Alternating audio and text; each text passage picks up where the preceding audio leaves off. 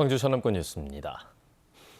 광주시가 5.18 희생자와 민족 민주열사가 함께 잠들어 있는 구묘역을 성역화하는 사업을 구상하고 있습니다. 한편 광주시의회는 공론화가 우선이라며 상임위원회에서 예산을 삭감했는데 입장 차이가 계속되고 있습니다. 최혜진 기자입니다.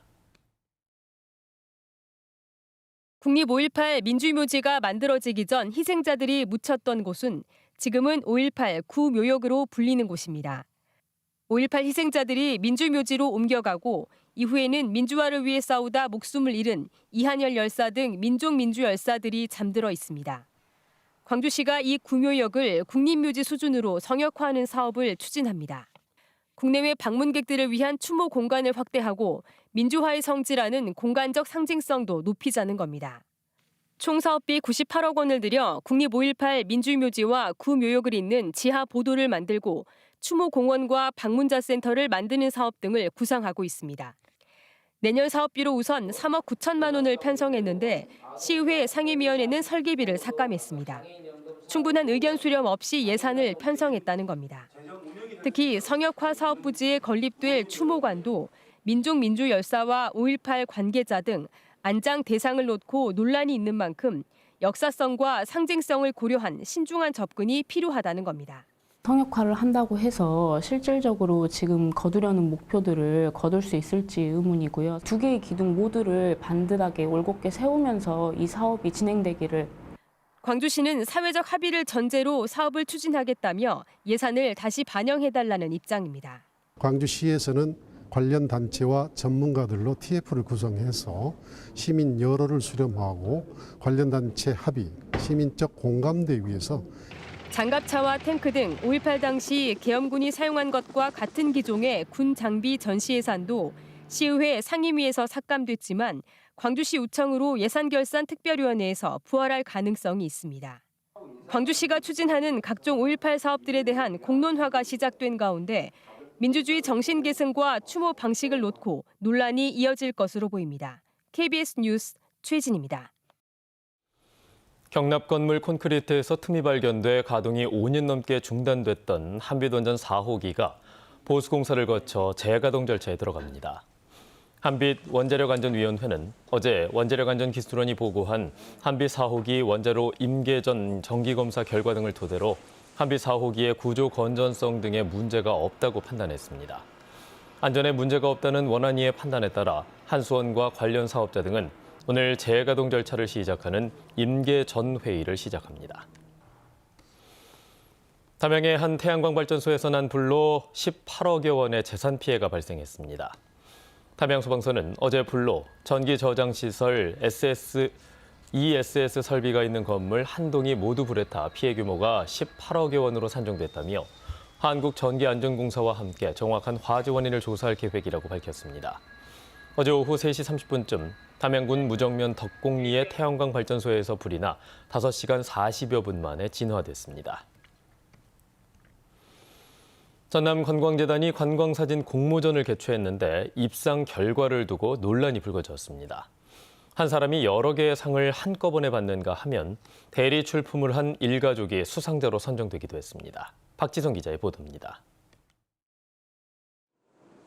전남관광재단이 6개월의 공모 기간을 거쳐 지난달 발표한 전남관광사진 공모전 수상작 선정 결과입니다. 이름 한 글자가 가려졌지만 대상과 금상, 입선이 같은 사람으로 보입니다.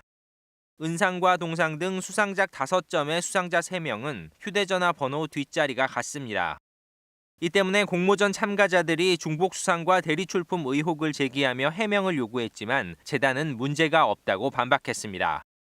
하지만 의혹은 사실로 밝혀졌습니다. 대상과 금상, 입선을 휩쓴 사람은 사진작가 A씨였고 휴대전화 뒷자리가 같은 수상자들도 사진작가 B씨와 가족들로 확인됐습니다. 특히 B씨 가족은 지난해에도 이 공모전에서 금상 등 5개의 상을 받았는데 사진의 디지털 정보는 촬영자와 저작권자 모두 한 사람인 것으로 드러났습니다. 대상 300만 원을 비롯해 공모전에 걸린 전체 상금은 1,700만 원. 이 사실을 밝혀낸 사진 동호인들은 수상작 선정 점수의 30%를 차지하는 국민투표도 중복투표가 허용되는 등 공모전 전반에 문제가 있었다고 말합니다. 메타데이터를 한번 확인해보면 1분이면 이 사람들이 대리 출품이라는 것을 알아낼 수 있는데도 불구하고 전혀 그런 행동을 하지 않았고요. 재단은 대리 출품이 확인된 B씨와 B씨 가족에 대해서는 선정을 철회하면서도 3개 상을 한꺼번에 가져가게 된 입상자에 대해서는 수상자 번복이 어렵다고 밝혔습니다. 사전에 이 면밀하게 발견하지 못하고 이렇게 물의를 일으킨 점에 대해서는 변명 여지 없이 아주 유감의 뜻을 표합니다. 담양 등 다른 자치단체의 공모전에서도 B씨의 사진이 대리 출품됐다는 의혹이 이어지면서 논란은 계속되고 있습니다. B씨는 KBS의 취재 요청에 응하지 않겠다고 밝혔습니다. KBS 뉴스 박지성입니다. 철강과 석유화학 운송 사업자에 대한 정부의 추가 업무 개시 명령으로 인해 석유화학 산단인 여수산단의 상황도 조금은 나아졌습니다. 이틀 전부터 긴급 물량 반출이 이루어지고 있는 광양항은 물동량 회복 수순에 접어들면서 최악의 상황은 면했다는 분위기입니다. 하선아 기자입니다. 코일 등 철강 완제품을 실은 차량이 창고를 빠져나옵니다. 광양항 긴급 물량 반출이 개시된 이후 일부 제품이 출하되기 시작했습니다. 열흘 넘게 차질을 빚어온 철강 제품 출하가 이뤄지면서 야적장과 보관 창고 적치율도 빠르게 낮아지고 있습니다. 위기감이 컸던 석유화학업계는 한숨 돌리는 분위기입니다. 대기업을 중심으로 평소에 10%까지 떨어졌던 완제품 반출량이 50%까지 회복됐습니다. 감산에 따른 가동 중단 등 최악의 상황까지 염두에 뒀던 업체들은 제품 출하에 열을 올리고 있습니다. 위험물 같은 경우는 야적을 해서는 또 안 되지 않습니까? 한두 개씩 이렇게 가동을 좀 줄여가지고 가동률을 좀 낮추고 있는 그런 상황이더라고요. 정유를 실은 탱크로리 운송량도 긴급분 반출에서 점차 양이 늘어 평소의 절반까지 회복했습니다. 광양항의 컨테이너 반출량은 파업 이전 수준을 넘어서 장치율도 60%를 웃돌고 있습니다. 자세한 수치는 집계를 해봐야겠지만 저희가 모니터링 했을 때는 평상시와 똑같이 보도 게이트가 운영 중입니다.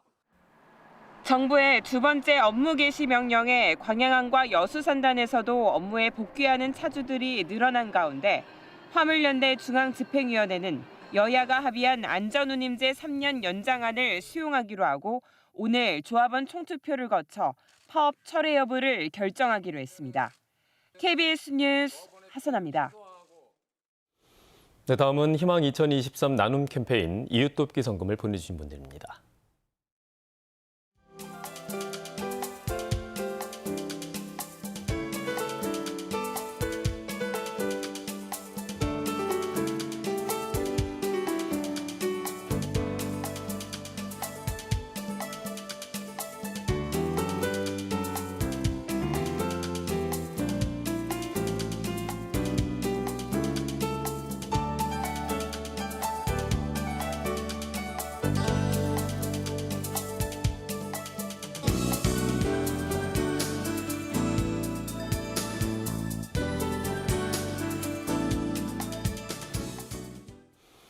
전라남도의회가 내년 전라남도의 예산안 가운데 혁신도시 발전재단 설립 연구 용역비와 전남도립대학교 운영비 등을 삭감했습니다. 전라남도의회 예산결산특별위원회는 광주시가 절반씩 부담하기로 한 혁신도시 발전재단 설립 연구 용역비를 내년에 예산에 편성하지 않으면서 전라남도 부담금 5천만 원 전액을 삭감했고 방만한 운영이 지적된 전남도립대학교의 운영비 44억 6,300여만 원 중 15억 원을 삭감했습니다. 예결위는 전라남도가 편성한 내년 예산안 10조 3,381억 원에 대한 심사를 거쳐 37건 58억 원을 삭감하고 75건 55억 원을 증액했습니다. 전라남도가 청정 전남 으뜸마을 만들기 사업 대상을 대폭 늘리고 지원 예산도 확대하기로 했습니다. 주민이 주도하는 마을 가꾸기 특화 사업인 청정 전남 으뜸마을은 내년 대상 지역이 올해보다 1,000개 많은 3천여 곳으로 늘고 예산도 150억 원으로 늘려서 마을당 지원액도 500만 원으로 확대할 예정입니다.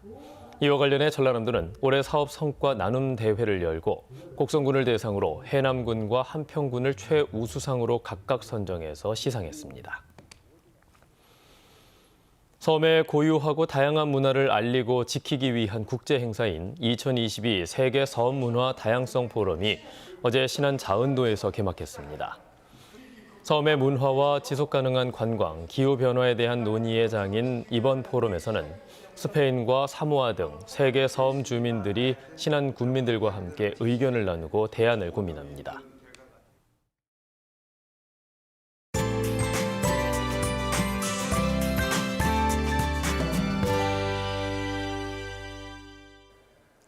추위가 누그러지고 어제는 비교적 온화한 하루가 이어졌습니다. 오늘도 큰 추위는 없겠는데요. 아침 최저 기온 광주가 2.8도로 어제보다 2도가량 높게 시작하고 있고요. 낮 기온도 12도까지 올라 온화하겠습니다. 다만 내일부터는 기온이 다시 조금씩 내려가겠는데요. 일요일에는 평년 수준의 초겨울 날씨가 예상됩니다. 오늘 광주 전남 지역 대체로 흐리겠고요. 전남 서해안 지역은 곳곳에 비가 내리겠습니다. 오늘은 빗방울 정도 떨어지겠고요. 내일 밤에는 1mm 안팎의 적은 양의 비가 예상됩니다. 비가 한동안 오지 않은 광주와 전남 동부 지역을 중심으로는 대기가 메마르고 있습니다. 산불 등 화재 예방에 각별히 주의하셔야겠습니다. 지역별 기온 자세하게 살펴보겠습니다. 아침 기온, 담양과 화순 1도 안팎으로 어제보다 1에서 5도가량 높게 시작하고 있고요. 한낮 기온 12도까지 오르겠습니다. 여수의 낮 최고 기온 12도, 순천 14도로 어제와 비슷하거나 1, 2도가량 낮겠습니다. 목포의 한낮 기온 11도, 영암 12도, 장흥 13도까지 오르겠고요. 신안을 비롯한 도서 지역은 12도가 예상됩니다. 바다의 물결은 전해상에서 비교적 잔잔하겠습니다. 다음 주 화요일부터 수요일 사이에 기온이 큰 폭으로 떨어지겠고요. 광주 전남 곳곳에 눈이나 비가 내리겠습니다. 날씨였습니다. 뉴스를 마칩니다. 여러분 고맙습니다.